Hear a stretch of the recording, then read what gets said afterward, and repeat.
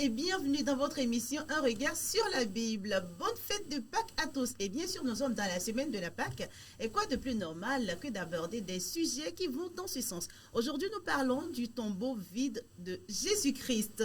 Alors, vous voulez en savoir davantage sur ce thème? Restez concentrés. On revient tout de suite.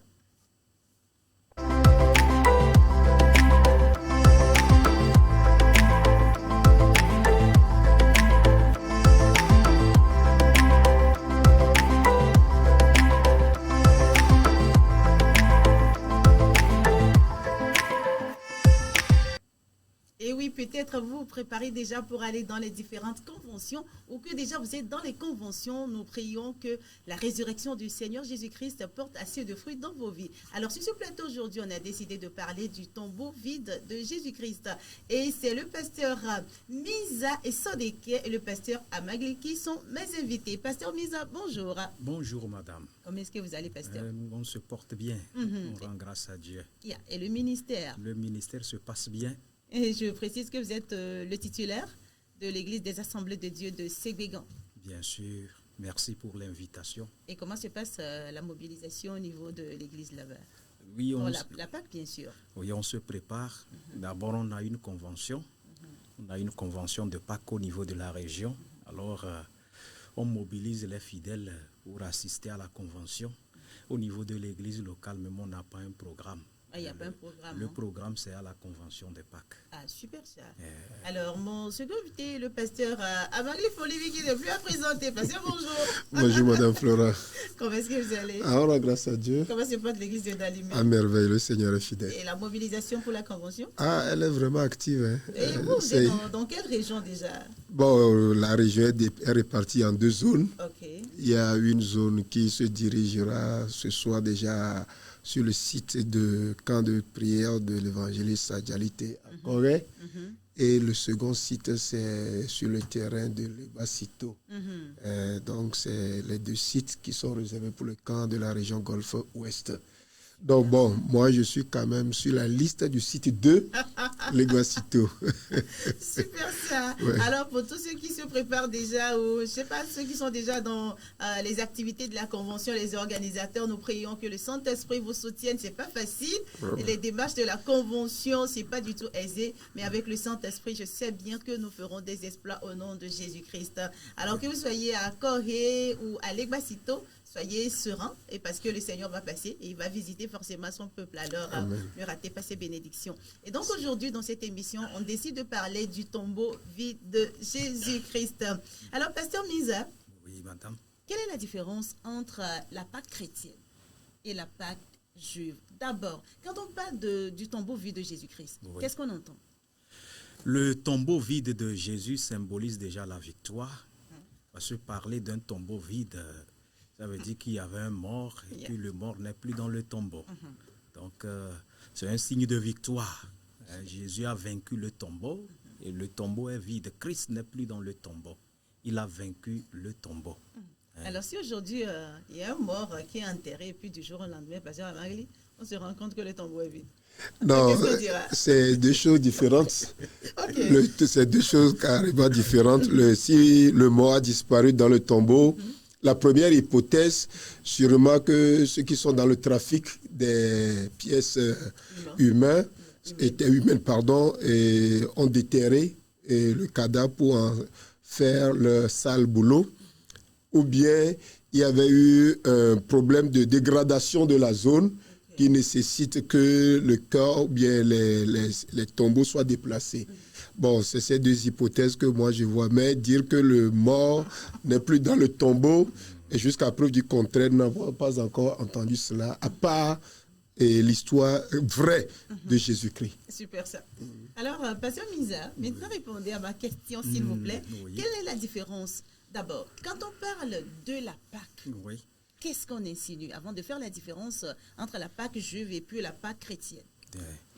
La Pâque, c'est une célébration de la victoire. C'est une célébration de la délivrance. Et lorsque nous parlons de la Pâque, qu'elle soit au temps de l'Ancien Testament ou du Nouveau Testament, c'est une célébration de gloire. On se souvient d'un événement crucial qui a donné la victoire, qui a délivré, qui a épanoui un peuple. Donc, la Pâque, c'est la célébration de la victoire, de la délivrance, en quelques mots. Alors, quand vous parlez de la délivrance, de quelle délivrance vous parlez? Oui, la délivrance, elle est physique, elle est aussi spirituelle. Parce que quand nous parlons de la Pâque de l'Ancien Testament, c'était une délivrance du peuple d'Israël de l'esclavage que ce peuple a subi tant d'années en Égypte.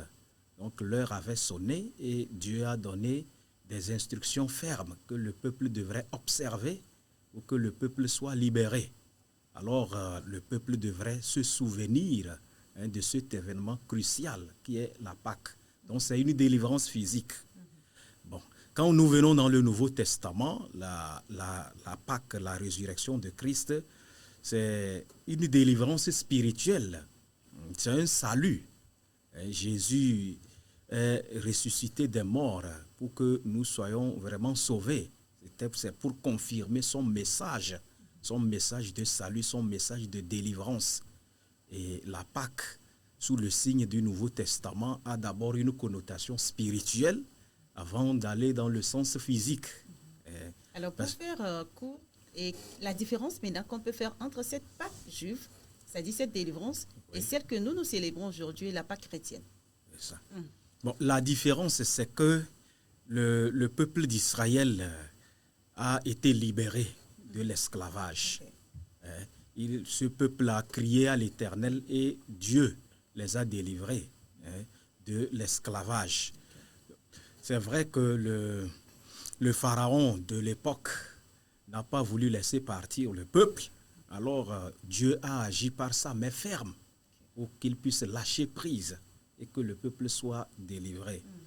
Alors que dans le Nouveau Testament, c'est Christ qui a accepté lui-même se donner à la croix pour que nous soyons sauvés. Donc Jésus nous a sauvés par son sacrifice sanglant à la croix. Et ça ne s'est pas arrêté au sacrifice sanglant, puisque après sa mort, il a été enterré et il est ressuscité. Il est ressuscité pour confirmer sa victoire, la victoire de sa parole, de son évangile. Donc nous croyons en un Christ vivant, ressuscité. Merci beaucoup. Il n'est pas mort. Alors, Pasteur Amagli, est-ce à dire que la Pâque chrétienne et la Pâque juive ont les mêmes degrés de, je sais pas, dimension? Non. Et la Pâque juive, pour enchérir quand même ce que le grand frère venait de dire, la Pâque juive aujourd'hui est caractérisée par l'observation des traditions que Dieu avait déjà données dans l'Ancien Testament. Ça, c'est tel que ceux qui mangeront cette fête seront debout, les reins serrés, ils doivent rôtir un animal, c'est-à-dire un agneau, et d'un an sans défaut qu'ils doivent manger. Et il y avait quand même certains caractères précis. Des instructions claires, en fait. Oui, cette fête quand même, au temps juif ou bien jusqu'aujourd'hui même, est célébrée en famille. Et c'est aujourd'hui encore. Oui, aujourd'hui encore. Avec ces observations des traditions. Or, la fête, la Pâque chrétienne telle que nous la célébrons, nous célébrons la victoire de Jésus-Christ sur la mort. Et cette victoire, nous la célébrons pour proclamer le sacrifice de quelqu'un. Ce n'est plus un agneau qui a été immolé, mais c'est Jésus qui a été immolé à la place de cet agneau sans défaut qui est immolé dans l'Ancien Testament. C'est pourquoi l'apôtre Paul a dit « Christ, notre agneau, est immolé, célébrons donc la Pâque sans levain. » Donc la différence se situe au niveau de l'observation des traditions. La Pâque chrétienne n'est plus célébrée par l'observation des traditions. Mais la Pâque juive jusqu'à aujourd'hui est célébrée par l'observation des traditions. Pourquoi?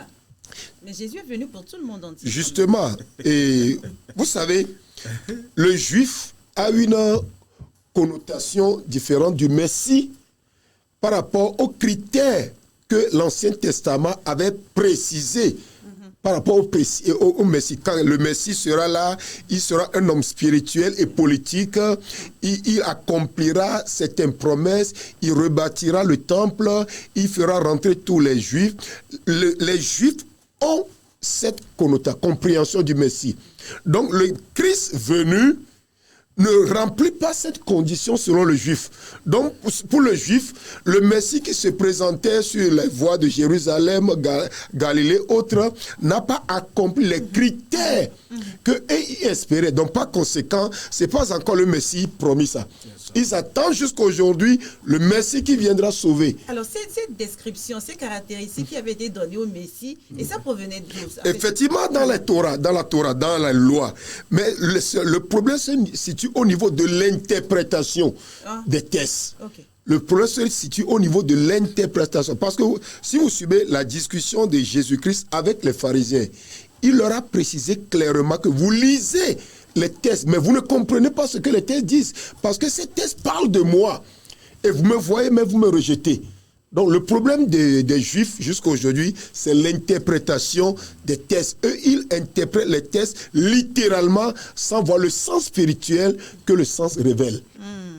Alors, Pasteur Miza, alors quelles sont les preuves internes et externes de la Bible sur la résurrection de Jésus-Christ? Est-ce qu'il y en a d'ailleurs?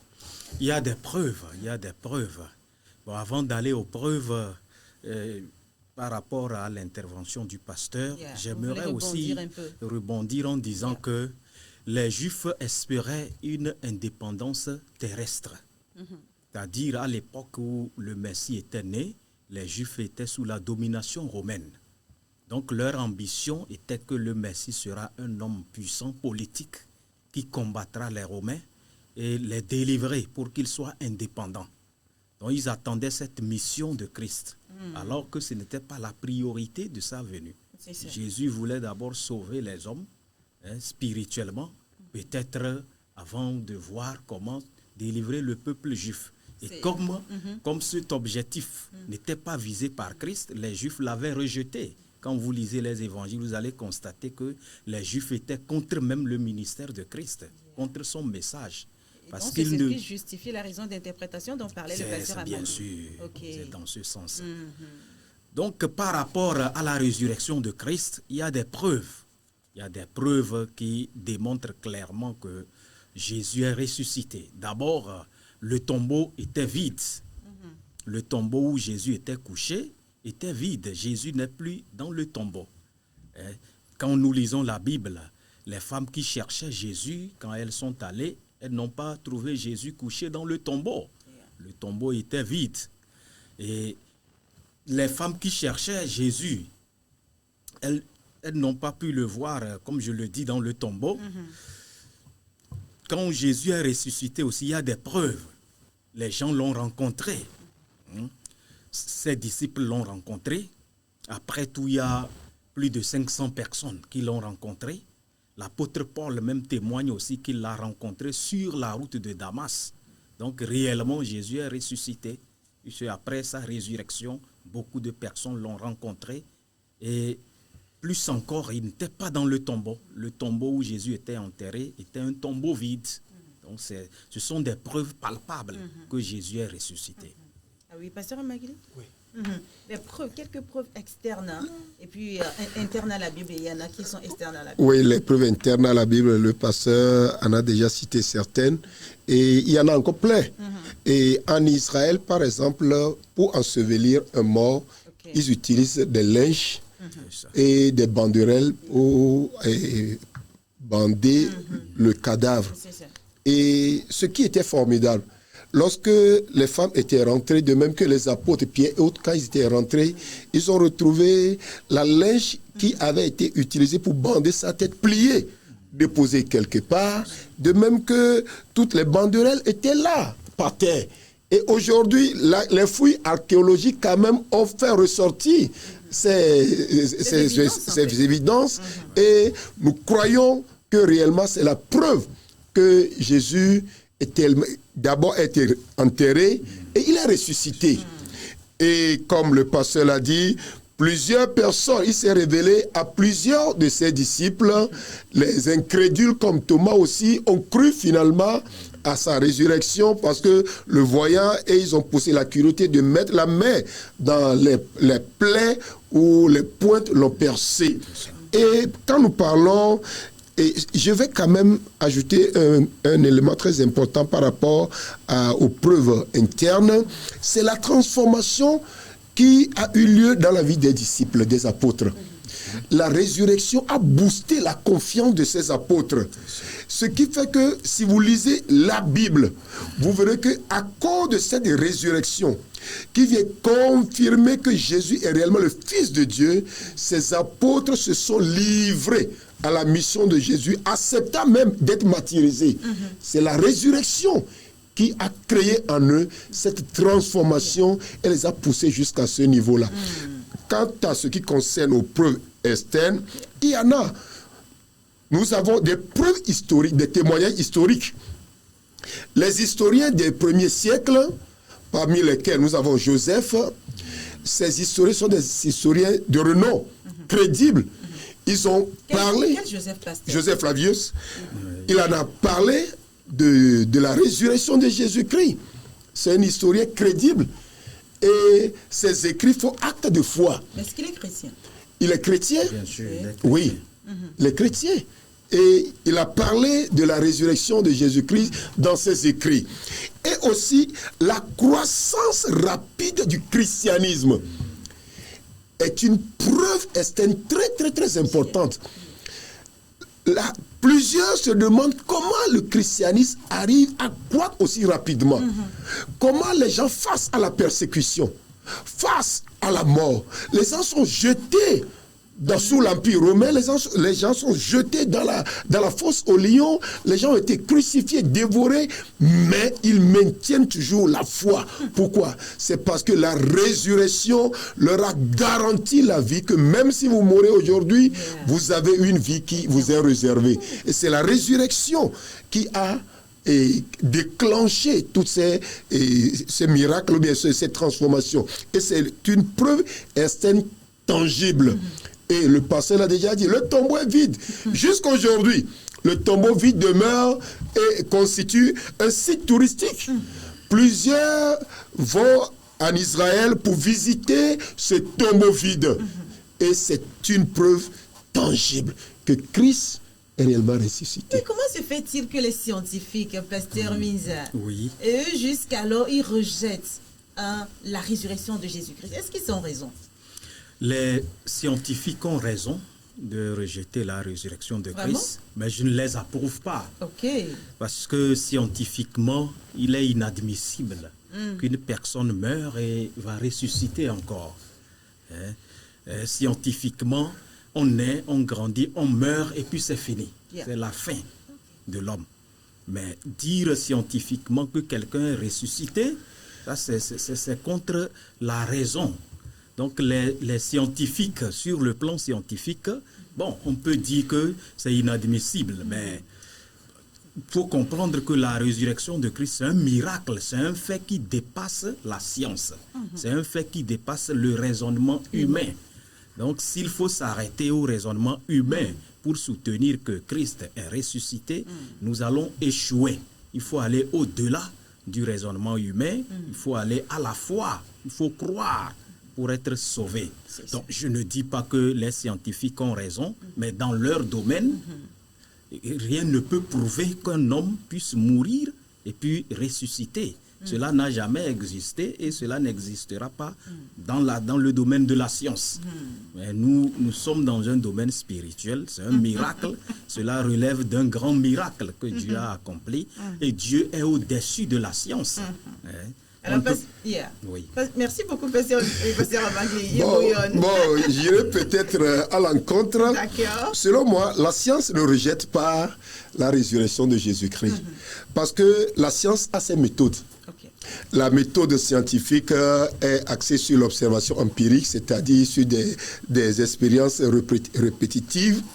Or, la résurrection n'est pas un fait qui peut se répéter et observer. Donc là, cette méthode scientifique ne peut pas s'appliquer à la résurrection de Jésus-Christ. La science n'a pas encore pu prouver la résurrection à cause de la méthode qu'elle utilise. Donc, or, la résurrection est une affaire de foi. Et or, la science est limitée dans le domaine de métaphysique. La science est limitée. C'est ce qu'on voit. Ouais. Donc, la science est limitée dans le domaine de métaphysique. Pour moi, la science ne peut ni confirmer ni réfuter. Ce que la science fait aujourd'hui, c'est d'accepter la coexistence de la foi avec elle. Donc la foi et la science maintenant marchent parce que chacun définit la vérité selon ses règles. Donc à la fin, qu'est-ce qu'on conclut, pasteur? La science ne peut pas refuter la résurrection de Jésus-Christ parce qu'elle n'a pas les moyens. Elle accepte seulement parce que ces règles ne permettent pas d'affirmer ni de refuter. Elle accepte de coexister avec la foi, la résurrection. Et on marche comme ça. C'est ça. Ouais. Alors, si vous êtes scientifique... j'ai essayé même de faire une recherche, et je suis tombé sur un journaliste de renom du nom de Lee Strobel. En 1981, il s'est lancé dans une grande recherche pour refuter la résurrection de Jésus-Christ. Parce que sa femme s'est convertie au christianisme. Il a mis tout le paquet. Il a rencontré les grands érudits de la théologie dans le but de réfuter la résurrection de Jésus-Christ. Mais au finish, il s'est converti au christianisme. Et il a écrit un célèbre livre à propos... Et le livre était intitulé « The Case for Christ », c'est-à-dire la preuve irréfutable de l'existence du Christ. Donc, après ces remous, Lee Strobel s'est rendu compte que ce qu'il voulait réfuter était une vérité qui ne peut jamais refuter. Donc, la résurrection de Jésus-Christ demeure un mystère pour les athées et les scientifiques. Ouais. Alors, la résurrection de Jésus-Christ, c'est un mystère. Un mystère, on l'accepte, on le rejette. Donc, à vous de faire votre choix. Mais ce que nous vous conseillons ce matin, c'est de croire. Et oui, bien évidemment que Jésus est ressuscité. Carrément, vous allez coexister. Et c'est ça. Alors, pasteur Misa. Oui, madame. Et dites-moi, et pourquoi, après la résurrection de Jésus-Christ, il s'est caché aux pharisiens et au monde pendant 40 ans?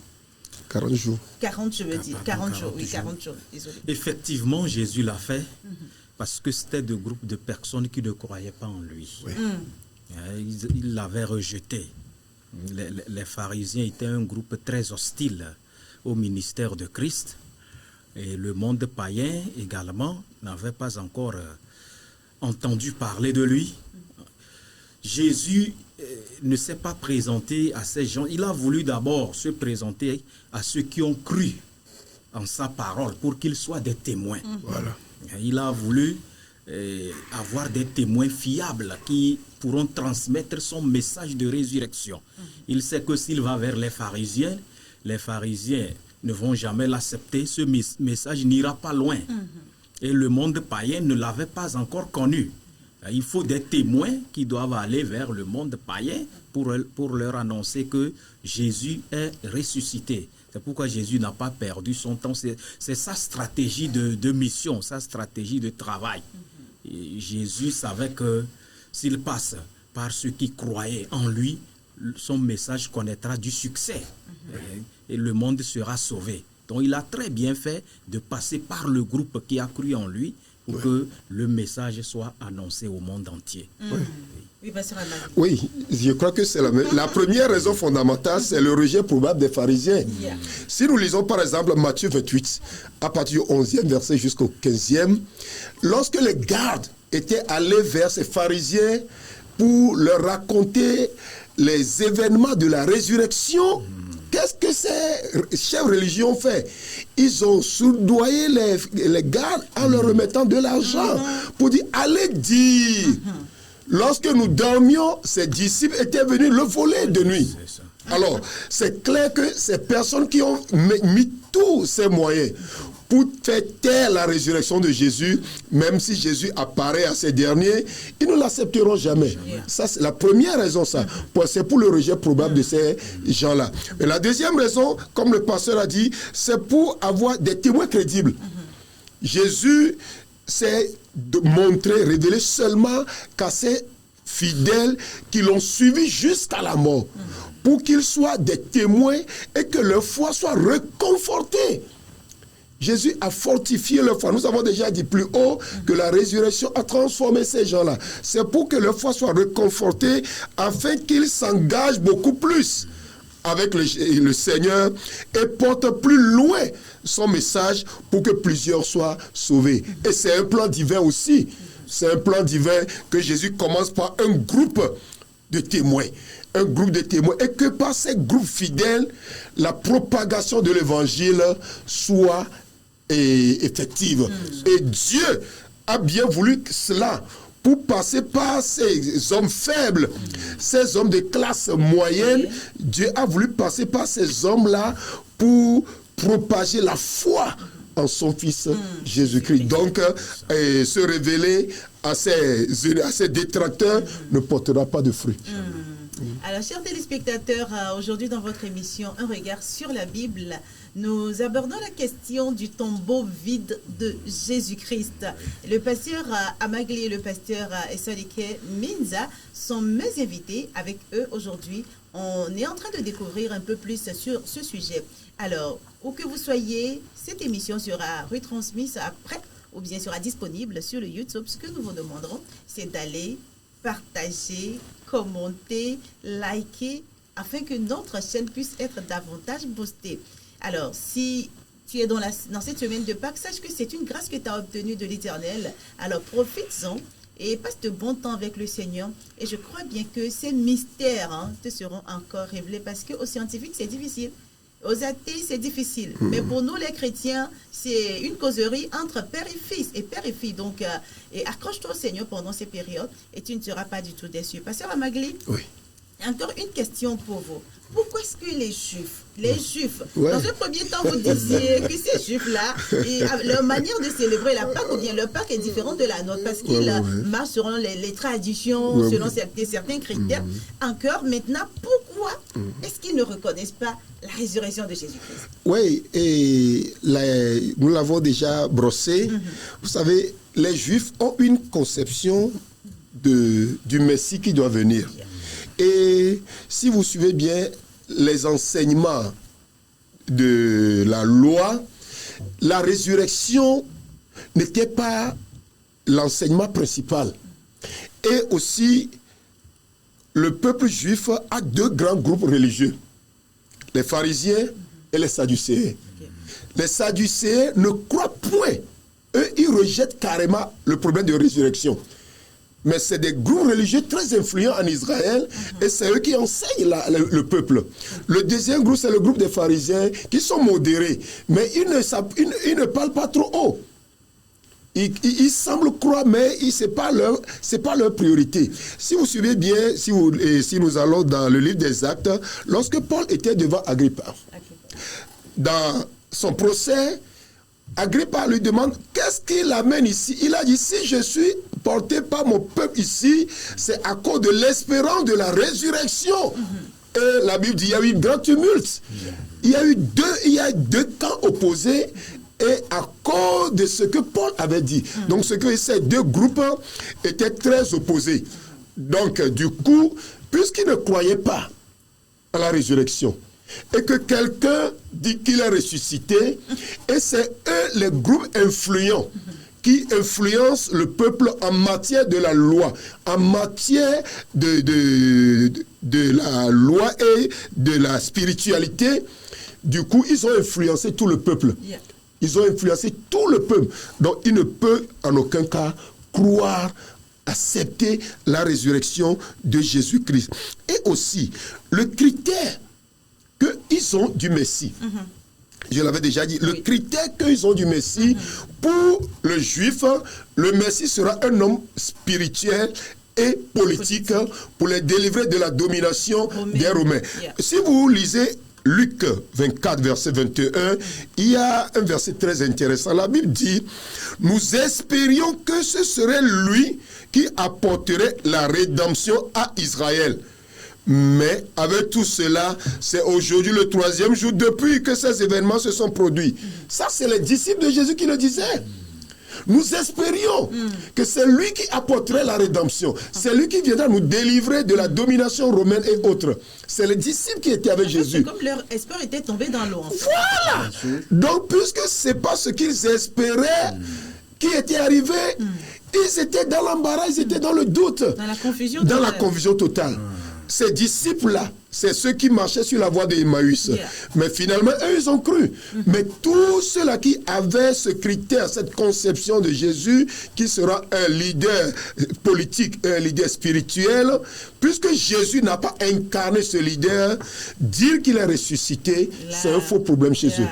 C'est une aberration. Oui, c'est un faux problème. Alors, pasteur Miza, Oui. est-ce que vous êtes d'avis avec le pasteur Amagli? Bien sûr, je suis d'avis avec lui. Et justement, les Juifs avaient une ambition beaucoup plus politique que religieuse. Ils recherchaient l'indépendance, la délivrance de la domination romaine. C'est pourquoi ils ont rejeté Christ. D'abord, ils ont rejeté le message de Christ. Ils n'ont pas seulement rejeté sa résurrection, mais son message même a été rejeté parce qu'ils n'ont pas cru en lui. Et jusqu'alors, certains attendent que ce Messie-là viendra. Ce Messie viendra les sauver, les délivrer. Mais c'est trop tard. Quand même, bon, Dieu, il a une grâce particulière pour son peuple. Voilà, moi je voulais poser la question, puisqu'ils ont refusé, alors qu'ils sont le peuple de Dieu, est-ce qu'ils seront, je ne sais pas, à l'enlèvement, ils seront enlevés comme ça? La porte est ouverte pour Israël. Bon, Israël a une grâce particulière. Bon, on ne sait pas comment Dieu quand même va juger son peuple, gérer son peuple, parce que... Non, c'est pas de la triche. Ça, c'est la souveraineté de Dieu. La souveraineté de Dieu. Ouais. C'est Israël qui est le vrai peuple de Dieu. La mission de Jésus était de commencer par Israël pour atteindre le monde entier. Voilà. Ça ne veut pas dire que Dieu n'avait pas un projet pour le monde entier, ou Dieu aime plus le peuple d'Israël. Non. Dieu a voulu que ce peuple soit missionnaire, recevoir la parole et l'envoyer dans le monde entier. Malheureusement, ce projet n'a pas marché avec Israël. Certains ont cru quand même, d'autres n'ont pas cru.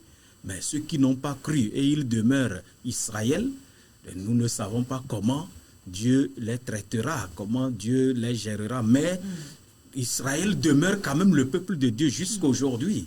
Et donc, on remet tout à la souveraineté de Dieu. C'est lui qui sait ce qu'il fait.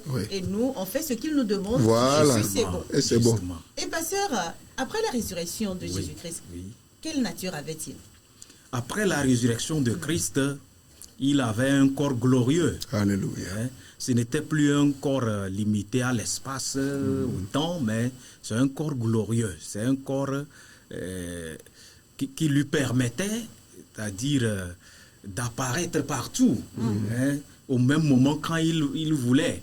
Donc, le corps de Christ à la résurrection, c'était un corps de victoire. Et c'est ce corps aussi que Dieu nous donnera lorsqu'il va nous ressusciter. C'est un corps immortel, c'est un corps qui n'est pas limité aux intempéries de ce monde. Et c'est ce corps aussi que le Seigneur va nous revêtir lorsqu'il va nous ressusciter pour que nous puissions vivre éternellement. Alors, pasteur Amagli, quand Jésus était sur la terre, donc, il ne disparaissait pas, il n'apparaissait pas? Non. Dans le corps physique? Non, parce que son attribut omniscient lui a été, il s'est dépouillé. Quand Paul dit qu'il s'est dépouillé volontairement de ses attributs, c'est ça. Quand il était sur la terre, son attribut omniprésent était dépouillé. Il ne faisait pas usage de cet attribut d'omniprésence. Il n'était pas présent au même endroit, au même moment. On ne peut pas le voir à Galilée et à Jérusalem ou à Capernaum au même moment. Il faut nécessairement qu'il se déplace. C'est pour cela que vous verrez que dans la mort de Lazare, il a fallu qu'on envoie quelqu'un vers lui pour dire ton ami Lazare était malade. Et maintenant, il dit, j'irai le voir. Après, il dit, mon ami Lazare était mort, je vais le ressusciter. Donc, il était limité. Et cet attribut d'omniprésence, il s'en est dépouillé. Mais après la résurrection, il s'est revêtu d'un corps glorifié qui lui permet de transcender maintenant. Il n'est plus limité, il transcende. Vous le verrez quand les disciples étaient enfermés dans leur chambre à cause de la peur. La Bible dit, soudain il apparaît. Et il disparaît à nouveau. Et ce corps glorieux est un corps magnifique qui donne l'espoir aux chrétiens, comme l'apôtre Jean l'a dit, tel il est, tel nous serons. Mais aujourd'hui, vous savez, pasteur, les charlatans, les féticheurs, eux aussi, après, quand vous les entendez parler, ils disent, j'étais ici et puis bon, je me suis retrouvé de l'autre côté. Mais qu'est-ce qu'ils... Enfin, ils ont tiré ce pouvoir d'où? Non, écoutez, c'est différent de l'omniprésence. Ça, c'est la magie. Ça, on ne refuse pas. Personne ne peut ignorer ça, que Satan a certains pouvoirs qu'il utilise. Satan a le pouvoir, il utilise. Et ses adeptes font usage de ce pouvoir mystique pour disparaître à certains endroits. Ça, on ne peut pas l'ignorer. Les sorciers en font usage. Mais ce n'est pas le pouvoir, ou bien l'attribut omniprésent. Non, ce pouvoir ne fait pas d'eux des personnes omniprésentes. Non. Quant à Jésus... Ils sont présents partout. En fait. Oui, ils ne le sont pas. Non. Ils ne le sont pas. Ils ne peuvent pas l'être aussi. Ils ne peuvent jamais l'être. Seul Jésus a cet attribut-là. Il est omniprésent. Il est là partout en un seul instant. Au moment où nous sommes sur ces ondes, en train de parler de Jésus-Christ, celui qui nous suit à la maison, au Togo, partout, il a la présence de Jésus avec lui. Alors nous voulons rassurer les téléspectateurs que vous avez cet attribut d'omniprésence de Jésus auprès de vous pour vous réconforter. Alors recevez maintenant le corps glorifié de Jésus chez vous et prenez courage pour aller de l'avant dans votre foi. Et c'est ce qui fait que quand nous prions ici au Togo, quelqu'un prie aux États-Unis, quelqu'un prie en Asie, il y a l'exaucement. Il y a l'exaucement, il y a l'effervescence. Et sinon, on va attendre que Jésus réponde aux gens du Togo avant d'aller aux États-Unis. Voilà. Et ce serait compliqué. Voilà. Mais avec cette omniprésence, on a la possibilité d'être écouté. La preuve, quand on fait des chaînes de prière, on se dit, on prie. T'es ici, moi je suis ici, et l'autre est là-bas. Mais quand on invoque le Seigneur répond. Mais c'est glorieux, pasteur. C'est glorieux. C'est ça, Dieu. Et c'est ça, c'est ce qui est extraordinaire avec le Seigneur Jésus, que le monde païen ne peut jamais offrir. Quelles que soient les idéologies qui circulent aujourd'hui dans notre monde, nous voulons rassurer nos téléspectateurs qui ne se laissent pas berner par ces faussetés. La vraie vie, c'est en Jésus-Christ ressuscité.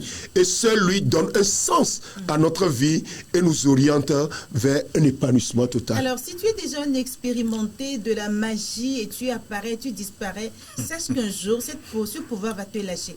Parce que j'ai entendu des témoignages des personnes qui font ça et un jour, ils se font attraper. Ça, c'est clair. C'est très clair. C'est clair. Parce que ce pouvoir est limité. Très limité. C'est un pouvoir piraté, en fait. Ouais. Et donc, quand tu pirates quelque chose, ça ne te profite pas jusque longtemps. Mais avec Jésus-Christ, c'est nos limites, en fait. Alléluia. Ah oui. Hein. C'est le vrai nos limites. Ah oui, c'est le vrai nos limites. Alors, je crois qu'au cours de cette semaine, il faut plutôt chercher à entrer en contact avec ce nos limites-là. Et tu seras extraordinaire. Alléluia. Le Seigneur est merveilleux. Il est merveilleux. Qu'il rencontre chacun au cours de cette semaine. Alléluia. Afin qu'on puisse entrer dans sa vision, dans sa dimension et impacter sur tout le monde. Parce que pendant ces périodes, il y a des gens encore qui n'ont pas encore reçu le Seigneur Jésus-Christ. Nous voulons profiter pour vous dire que Jésus-Christ vous aime. Amen. Amen. Jésus est le Tout-Puissant. Nul n'est comme lui, ici-bas sur la terre, sous la terre, sous la mer. Il n'y a personne. Il n'y a personne. Il est l'unique. Il porte la vie en lui. Et quand tu te connectes à cet homme, il te donne sa vie. Alléluia. Vous savez, sa vie n'est pas simple. Sa vie est abondante. Alléluia. Sa vie est pleine de grâce. Alors je t'exhorte, toi qui m'écoutes, Je ne sais pas ce qui te tracasse, ce qui te maintient encore esclave. Mais sache que le tombeau vide t'a donné la victoire. Alléluia. Accepte seulement. Si tu es ivrogne, tu es hypocrite, tu es malin, tu es envieux, tu es quoi, je ne sais pas. Sache que la main de Jésus n'est pas courte pour te secourir. Yeah. Mais il est là pour te délivrer. Alléluia. Profite de cette saison. Elle te sera bénéfique. Dans le nom de Alléluia. Jésus-Christ. Alléluia. Pasteur Misa, Oui, madame. alors, quel est le sens de la résurrection de Jésus-Christ pour nous qui sommes les chrétiens aujourd'hui? C'est ça. Pour nous, les chrétiens, la résurrection de Christ est une assurance par rapport à notre résurrection future. C'est-à-dire, si nous mourons aujourd'hui, on nous enterre et on espère la résurrection un jour, parce que la Bible nous dit que Christ apparaîtra sur les nuées et les morts en Christ seront ressuscités premièrement et les vivants seront transformés. Alors si Jésus est ressuscité, c'est un message pour les morts en Christ qu'ils connaîtront la résurrection. Ils vont vivre la même expérience que Christ lorsqu'il va apparaître sur les nuées. La résurrection de Christ aussi est une victoire pour le monde chrétien, parce que il n'y a jamais eu un sauveur qui est ressuscité. Beaucoup sont venus annoncer leur message, ils sont morts enterrés et leur tombe même demeure jusqu'aujourd'hui. Il n'y a que Christ qui est ressuscité. Donc la résurrection de Christ, c'est un message de victoire pour le monde chrétien. Jésus a prouvé par sa résurrection qu'il est Dieu, qu'il est sauveur. Il est venu pour sauver. Il a le pouvoir, la puissance de sauver, de délivrer ceux qui croient en lui. Donc, c'est ça la signification. Nous célébrons la Pâque aujourd'hui en espérant que Christ va revenir et il va ressusciter tous ceux qui sont morts en croyant en lui. Et parce que ceux qui meurent aujourd'hui en Christ ont espéré son retour et avant de mourir. Alors, quand Christ apparaîtra sur les nuées, ils vont connaître la résurrection et ils auront un corps glorieux, comme Christ a eu un corps glorieux pour aller à sa rencontre dans les airs. Donc c'est ce que je peux dire par rapport au sens de la résurrection de Christ aujourd'hui. Alors, pasteur Magli, dans un instant, le pasteur Misa faisait mention du retour de Jésus-Christ dans son intervention. Alors, quel rapport est-ce qu'on fait entre le retour de Jésus-Christ et sa résurrection? Oui, ça c'est évident. S'il n'est pas ressuscité, il ne reviendra plus. Jamais. Donc, puisqu'il est ressuscité, nous avons l'assurance et la garantie qu'il reviendra. Dans Actes chapitre 1, versets 10 et 11, nous lisons ceci. Et comme il fixait le ciel, pendant qu'il s'en allait, 2 hommes en habit blanc se présentaient à eux et dirent: Hommes de Galilée, pourquoi restez-vous là à scruter le ciel? Ce Jésus qui a été enlevé au milieu de vous viendra de la même manière que vous l'avez vu aller au ciel. Ça, c'est la garantie que nous avons. Parce qu'il est ressuscité, il est allé au ciel, il est allé nous préparer une place, ou bien des places. Il intercède aujourd'hui pour nous dans peu de temps. Comme lui-même l'a dit, bientôt, il reviendra chercher son église. Ça, c'est l'espérance que nous avons. Et c'est le message de notre espérance aussi. C'est le message central que nous avons. Si nous n'avons pas ce message central, si Christ n'est pas ressuscité, notre message sera creux. Quel message nous annonçons? Si Christ n'est pas ressuscité, c'est ce que Paul a dit. Si Christ n'est pas ressuscité, leur message est creux. Il n'y a aucune espérance. Et ceux qui meurent sont condamnés. Parce que Christ est ressuscité. Ceux qui meurent aujourd'hui ont l'espérance qu'ils ressusciteront un jour et verront le Seigneur face à face. Et c'est un appel pour l'Église. C'est un appel très important pour l'Église à se préparer pour ce grand jour-là. Ce grand jour-là viendra bientôt. L'Église de Jésus-Christ au Togo, en Afrique et dans le monde entier est appelée à se préparer. Préparons-nous dans la sanctification. Préparons-nous dans la nom de l'Évangile pour sauver plusieurs. Préparons-nous dans la vie de piété. dans l'intégrité, afin que lorsqu'il revient, il puisse nous trouver fidèles pour qu'il dise bon et fidèle serviteur. C'est là notre espérance. Nous n'allons pas servir le Seigneur. Paul l'a dit. Je refuse d'être rejeté après avoir prêché aux autres. Donc c'est l'espérance que nous avons. Et c'est ça le rapport. Le chrétien a cette foi-là que Christ ressuscité reviendra un jour. Qu'on dise que ça traîne ou pas, Christ ne faillit jamais. Il reviendra. Il reviendra nous chercher. Que nous soyons vivants ou pas, il reviendra nous chercher. C'est ce que Jésus avait dit à Pierre. Si je veux qu'il reste ou bien qu'il meure, ça, c'est pas ton problème. Ce qui t'importe, toi, va annoncer l'évangile. Va faire ta mission. Et prépare-toi pour ce grand jour-là. Que les téléspectateurs gardent l'espoir que Jésus reviendra. Il reviendra chercher son église. Tel qu'il est parti, la Bible dit de la même manière, il reviendra nous chercher. Et c'est notre espérance bénie. Yes. Merci beaucoup, Pasteur Amagli. On en a assez dit dans cette émission. Aujourd'hui, le Seigneur t'interpelle. Le tombeau vide signifie sa victoire sur tout. Alléluia. Sa victoire sur le péché, sa victoire sur la mort.